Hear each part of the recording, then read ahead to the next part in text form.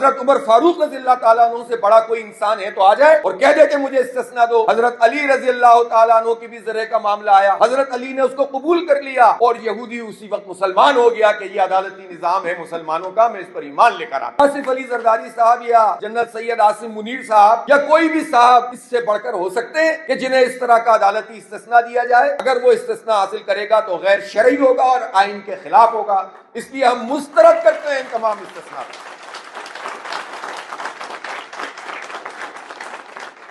یہ جو استثناء ہوتا ہے یہ کیا طریقہ ہوتا ہے، اس کی کیا حیثیت ہے قانونی اور شرعی؟ دیکھیں ایک اصول یاد رکھیں، اسلامی حکومت اگر موجود ہو یا اسلامی قانون کو وہ تسلیم کرتا ہو کوئی ملک، جیسا کہ ہمارا آئین کرتا ہے کہ قرآن و سنت کے برخلاف کوئی قانون سازی نہیں ہو سکتی، تو اس میں صدر مملکت ہو، فیلڈ مارشل ہو، آرمی چیف ہو، گورنرز ہو یا کسی بھی فورس کا چیف ہو، وہ عدالت سے استثناء حاصل نہیں کر سکتا۔ اگر وہ استثناء حاصل کرے گا تو غیر شرعی ہوگا اور آئین کے خلاف ہوگا، اس لیے ہم مسترد کرتے ہیں ان تمام استثناء۔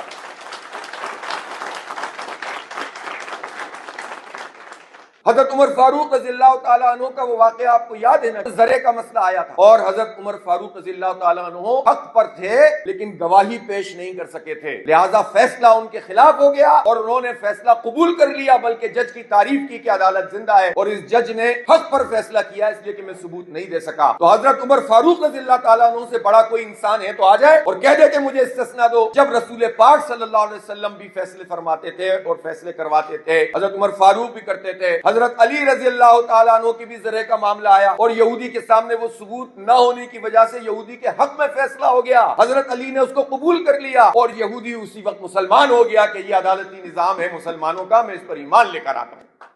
آپ مجھے یہ بتائیے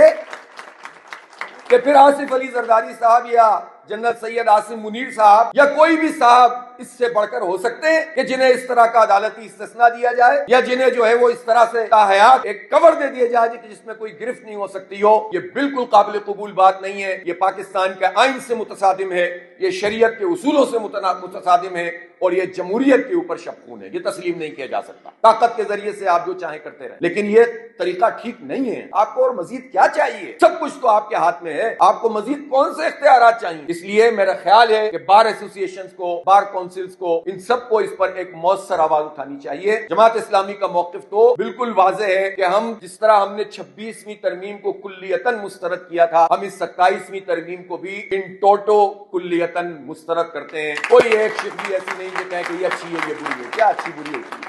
آپ کی انٹینشن ہمیں نظر آ رہی ہے، 2 اچھی ڈال کے 5 بری آپ کر دیں گے تو پھر ہم کہیں گے اچھی پہ بات کر لو، یہ تو نہیں چلے گا۔